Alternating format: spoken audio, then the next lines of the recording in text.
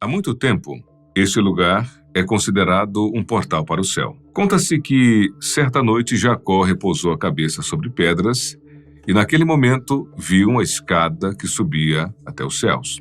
Desde então, muitos acreditam que ali existia um vórtice, um portal sagrado. É justamente ali que se encontra o portão leste de Jerusalém, também conhecido como Portão Dourado, fechado há quase 500 anos. Esse portão está profundamente ligado a antigas profecias sobre o retorno de Jesus Cristo. Relatos recentes indicam que ele pode estar se movendo o suficiente para deixar estudiosos, religiosos e curiosos em alerta, debatendo intensamente o que isso poderia significar. Estaríamos diante de um sinal do retorno do Messias? Seria a realização da visão de Ezequiel? Teria chegado, afinal, o momento mais aguardado da fé cristã? Neste vídeo, vamos olhar de perto o Portão Dourado, explorar seu significado histórico, seu impacto profético e os estranhos acontecimentos contemporâneos que podem indicar que algo extraordinário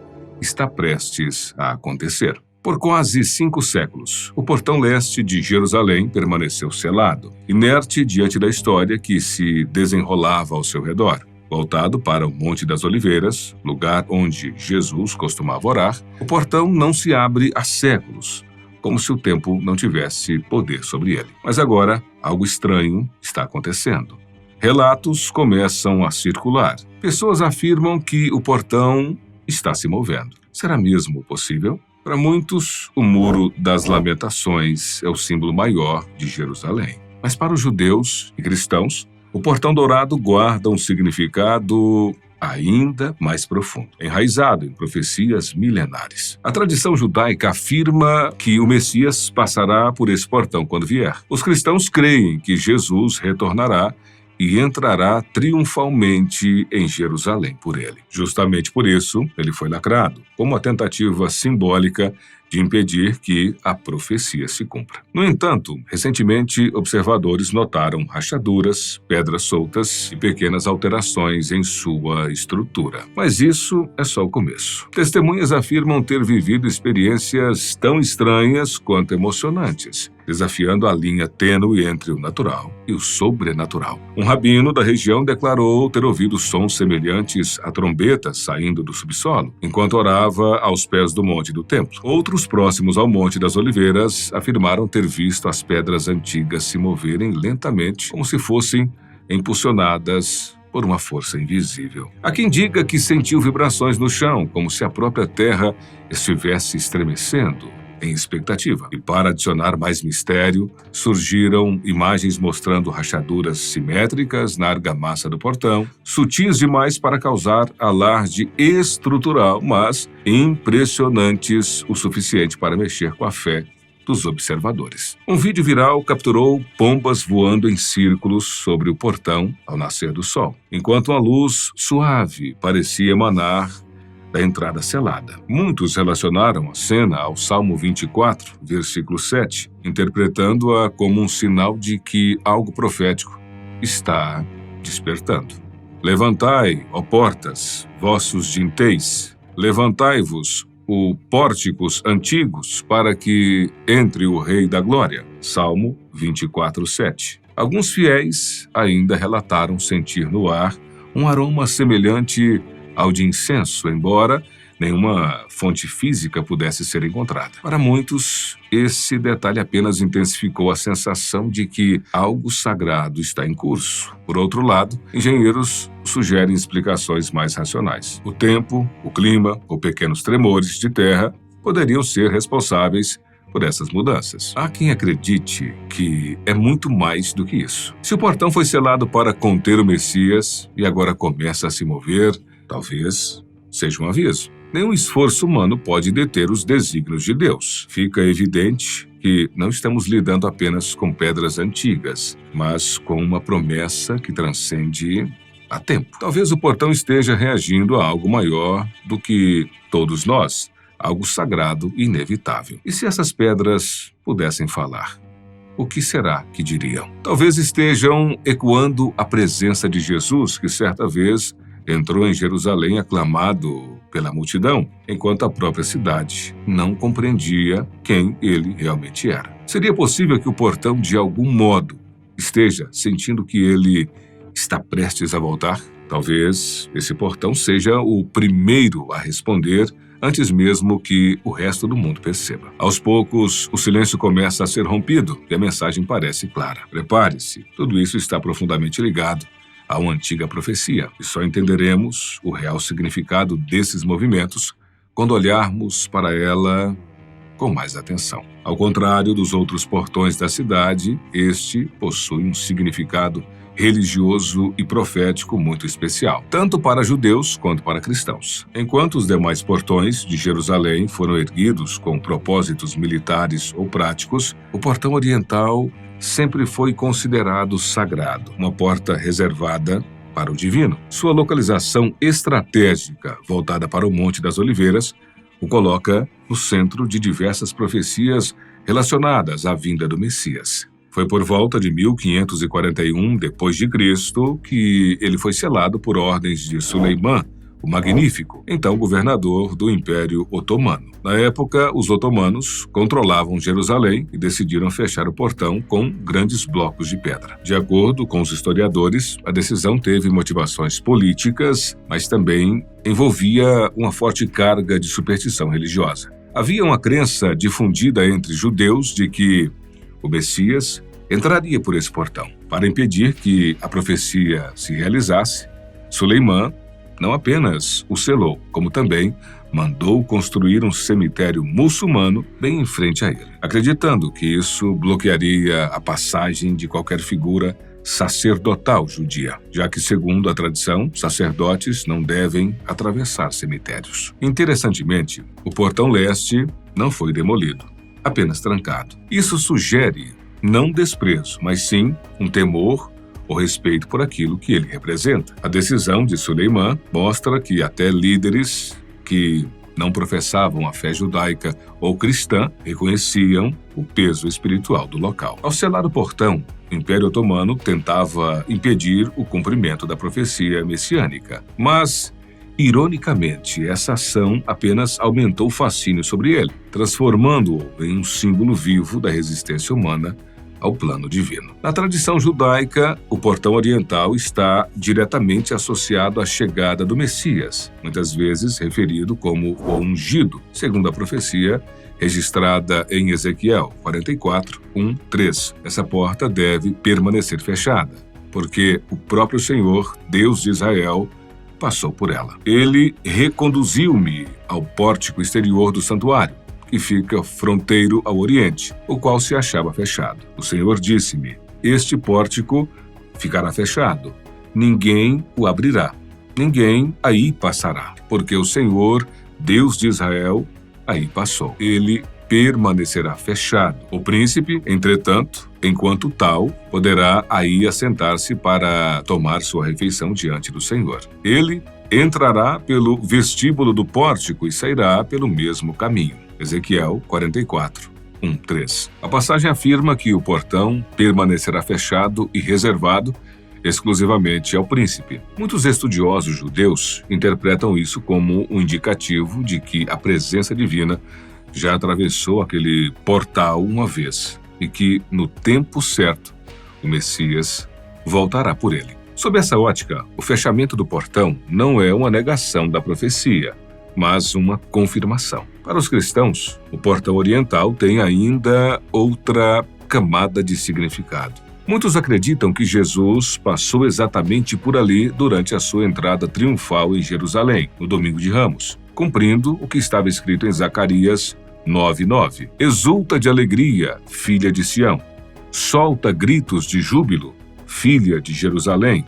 Eis que vem a ti o teu rei, justo e vitorioso. Ele é simples e vem montado num jumento, no potro de uma jumenta. Zacarias 9:9. No capítulo 19 do Evangelho de Lucas, é descrito como as multidões agitavam ramos de palmeiras e clamavam Hosana, enquanto ele se aproximava da cidade pelo caminho que desce do Monte das Oliveiras, entrando justamente por esse portão. E mais, muitos cristãos creem que, em sua segunda vinda, Jesus retornará por esse mesmo portão leste. Essa expectativa se baseia em Zacarias 14:4 e também em passagens do Apocalipse que descrevem um retorno glorioso vindo do Oriente. Naquele dia, seus pés se apoiarão no Monte das Oliveiras, defronte de Jerusalém, para o lado do Oriente, e o monte se dividirá em dois pelo meio, do Oriente ao Ocidente, formando assim um grande vale. Uma metade do monte se afastará para o norte, a outra para o sul. Zacarias 14:4. Dentro da escatologia cristã, o portão não é apenas uma antiga entrada de pedra. Ele representa uma expectativa viva, carregada de mistério e esperança. E quanto mais o portão permanece selado, mais cresce a tensão, a fé e o suspense diante da possibilidade do retorno de Cristo. Curiosamente, o próprio fato de o portão estar selado pode fazer parte de um plano divino. Assim como a primeira vinda de Jesus cumpriu profecias de formas inesperadas, a segunda pode ser marcada por sinais extraordinários, incluindo a abertura sobrenatural desse antigo portão. Há quem acredite que nenhum homem o abrirá. Quando chegar o momento certo, será o próprio Deus quem o abrirá. Em um evento tão dramático quanto revelador, no auge de uma crise espiritual ou global. Essa possibilidade adiciona uma tensão inquietante aos acontecimentos modernos. Qualquer pequena alteração, uma rachadura, um tremor, uma vibração, desperta a atenção de observadores ao redor do mundo, especialmente entre aqueles que buscam sinais do fim dos tempos. E à medida que os rumores de movimento se espalham, a pergunta persiste: o portão selado ainda está aguardando ou já está começando a se mover? Curiosamente, os próprios registros históricos desse portão podem conter pistas para essa resposta. O Portão Dourado está localizado na porção norte da muralha leste do Monte do Templo. Essa muralha, visível hoje, foi construída em ao menos 4 fases principais. Durante o reinado de Ezequias, na época de Zorobabel, na era dos Asmoneus e mais significativamente sob o reinado de Herodes. Acredita-se que o atual Portão Dourado foi erguido sobre as fundações de um portão mais antigo. Um arco dessa estrutura ancestral possivelmente repousa logo abaixo da entrada atualmente selada, como se o passado estivesse escondido sob as pedras do presente. O historiador do primeiro século, Tito Flávio Joséfo, menciona um portão oriental em suas Antiguidades dos Judeus, descrevendo-o como parte do limite nordeste do pátio interno sagrado. A Mishnah, o primeiro grande texto do judaísmo rabínico, também faz referência a uma antiga passagem que se estendia desde o Monte do Templo, atravessando o Vale do Cedron, até o Monte das Oliveiras. Já o rabino Eliezer discordava dessa concepção. Para ele, não era uma passagem elevada, mas sim uma estrutura sustentada por colunas de mármore, coberta por tábuas de cedro. Essa passagem teria sido usada exclusivamente pelo sumo sacerdote e sua comitiva em rituais envolvendo a novilha vermelha ou bode expiatório de Yom Kippur. Esse portão ancestral, chamado de portão de Shoshan, não era acessível ao público comum. A data exata da construção do Portão Dourado atual permanece desconhecida, em parte devido à proibição de escavações arqueológicas na área pelas autoridades muçulmanas. Pesquisadores do século XIX e início do século XX acreditavam que o portão era anterior ao surgimento do Islã. No entanto, estudos mais recentes sugerem que ele foi construído entre os séculos 7 e 8, durante o Califado Omíida. Ainda assim, o debate acadêmico permanece dividido. Alguns sustentam que sua origem é tardiamente bizantina, enquanto outros acreditam que ele foi erguido pelos próprios omíadas, utilizando artesãos bizantinos por volta do final do século VII. Uma corrente ainda mais antiga defende que ele foi construído em 520 d.C., durante o reinado do imperador Justiniano I. O arqueólogo Lynn Rittmeyer, que estudou o local na década de 1970, afirmou que 2 grandes pilares monolíticos encontrados dentro do portão permanecem a uma estrutura ainda mais antiga, provavelmente ligada ao portão de Shushan, mencionado na Mishnah e datada no período do Primeiro Templo. O célebre filósofo Maimônides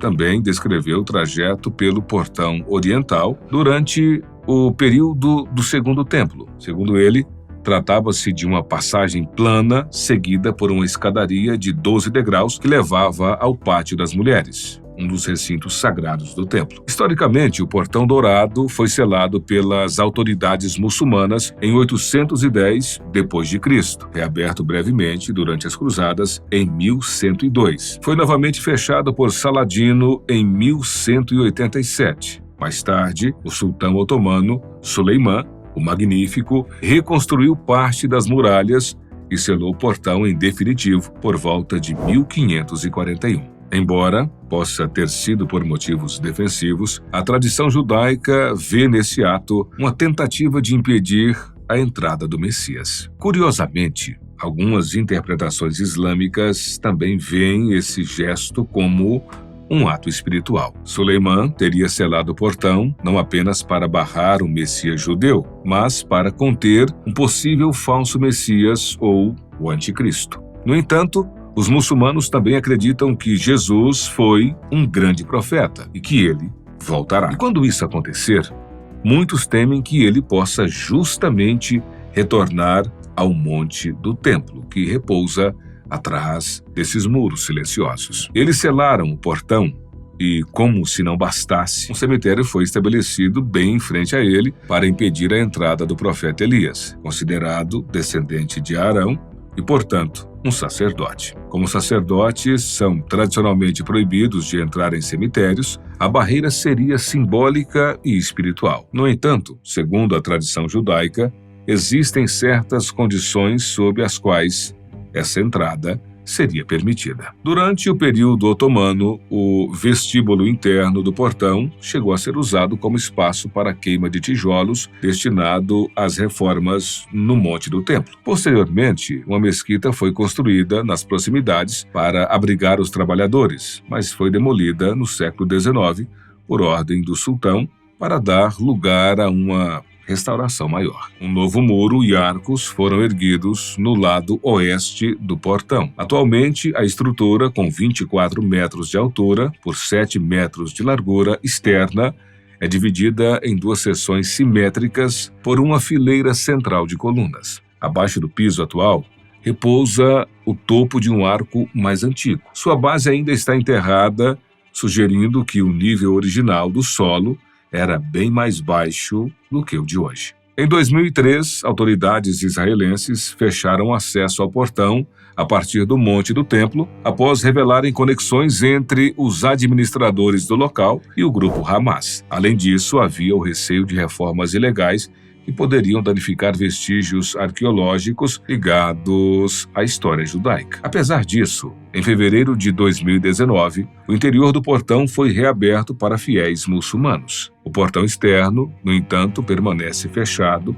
selado pelo tempo, pela história e talvez por algo muito maior. Diversos relatos sugerem que o portão dourado pode estar se movendo, seja ligeiramente deslocado, afundando ou demonstrando sinais de instabilidade. Tais ocorrências levaram sérias preocupações quanto à integridade estrutural do portão centenário e do muro histórico ao qual a ele pertence. Ainda que tais movimentos possam ter um significado profético para alguns, também apontam para uma ameaça real. A fragilidade de uma estrutura milenar que resistiu por séculos a guerras, invasões e intempéries, mas que agora pode estar cedendo aos efeitos do tempo. Embora não haja consenso oficial ou confirmação clara sobre um deslocamento, qualquer alteração na estrutura acende o alerta para uma investigação mais detalhada. Como mencionado anteriormente, o Portão Dourado,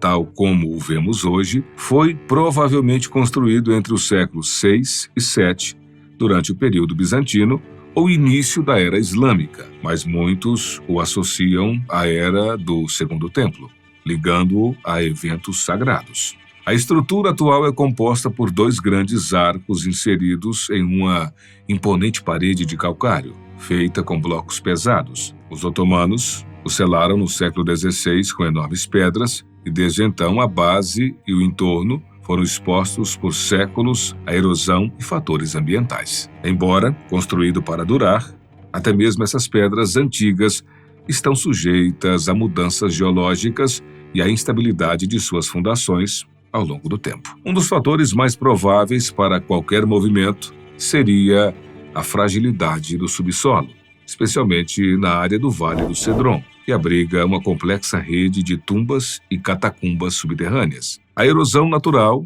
os movimentos do solo e até mesmo pequenos abalos sísmicos podem, com o tempo, perturbar as fundações da muralha. E há mais, a presença de estruturas funerárias seculares, muitas localizadas bem diante do portão, pode criar uma pressão irregular sob a base da estrutura. A infiltração de água, especialmente durante as estações chuvosas, podem penetrar em fendas e vãos sob o portão. Essa água, ao se acumular, pode comprometer sua base e provocar inclinações, rachaduras ou até afundamento gradual da estrutura. A intervenção humana também representa um fator de risco importante. Escavações ou construções não autorizadas nas imediações podem afetar gravemente a estabilidade do terreno. E em Jerusalém, onde cada pedra carrega uma história, qualquer alteração geográfica é extremamente sensível, política, religiosa e arqueologicamente. Mesmo escavações bem intencionadas, realizadas com cuidado, podem involuntariamente desestabilizar estruturas caso o solo subterrâneo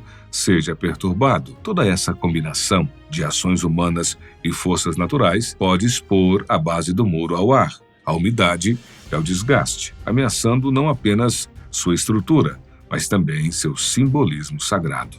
As possíveis consequências de qualquer movimento são significativas. Uma estabilidade crescente pode causar rachaduras, desabamentos parciais ou até comprometer a segurança da muralha ao redor. Caso o portão se desestabilize ainda mais, poderá representar um risco real para peregrinos, estudiosos e turistas. E qualquer tentativa de restauração ou reforço será sem dúvida envolta a disputas religiosas e políticas, tornando esse antigo portão um epicentro não apenas espiritual, mas também geopolítico. No fim das contas, o Portão Dourado permanece imóvel ou talvez não tanto assim. Fechado há quase meio milênio, ele carrega em si o peso de profecias, o eco de séculos de fé e o olhar atento de milhões ao redor do mundo. Seja uma estrutura em risco, ou um símbolo esquecido, ou um portal prestes a se abrir para algo